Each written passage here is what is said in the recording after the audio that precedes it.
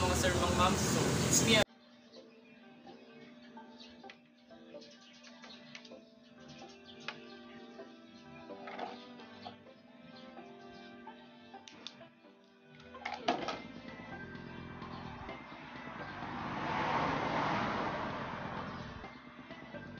Ayan, lalagay na natin yung mga wirings. Okay na yung mga yan. So, tape na natin.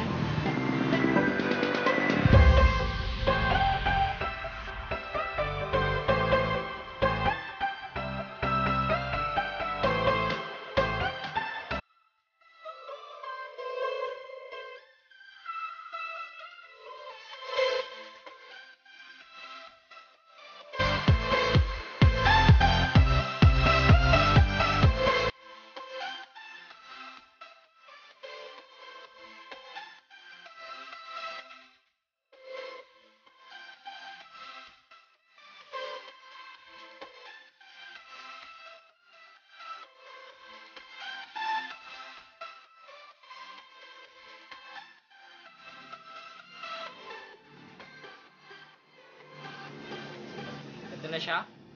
Yan, testing na natin kung gumagana ba yung low beam at yung high beam.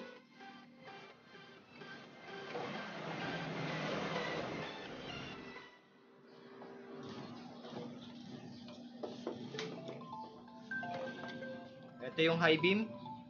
Ito naman yung low beam. Yan, high beam, low beam. Gumagana rin yung ating blower.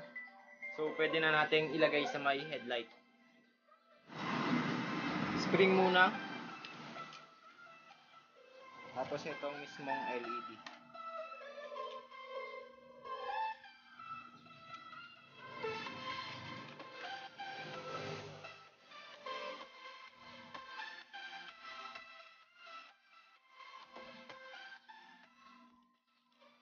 So, ayaw may pasok.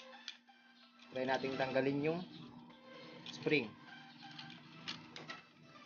Ayan, wala na spring. Ito na lang LED yung ilalagay natin.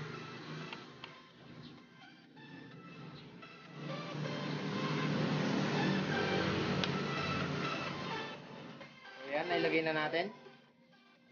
Kaya lang magalaw. Kaya ang gagawin natin, babawasan natin itong ating spring. Ito, naputol na natin yung spring. Ayan. Lagay na natin yung isa. Itong isa lang ilalagay natin. Ayan.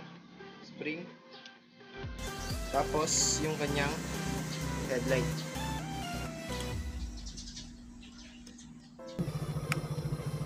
Low beam. Ayan.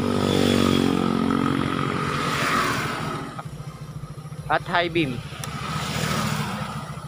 Ayan, yung ating high beam. So, yung LED naman. Ayan mga sir, mga ma'am. So, testing na natin yung global LED headlights. So, switch on na natin. Ayan yung kanyang low beam. Kung napapansin nyo kung bakit nagbo-blink, naka-hazard kasi ako. Ayan yung low beam nya. Ito naman yung kanyang high beam. Ayan. Medyo hindi kita yung high beam niya kasi mataas pa yung ating lens. Kaya hindi masyadong nakikita yung high beam niya. So outro na tayo mga sir, mga ma'ams. So yan, na-install na natin yung global LED headlight. So bago natin tapusin yung vlog natin ay mag-shoutout muna tayo. Shoutout kay Boss Carlos Jr. Casillaan. PM nyo siya if meron kayong parts na hinahanap. And subscribe na rin kayo sa YouTube channel niya na ito, CC Motovlog. Ayan, lalagay ko sa description box yung kanyang mga links. So hanggang dito na lang yung vlog natin. Kita-kits sa susunod na vlog. Ride safe. Peace out.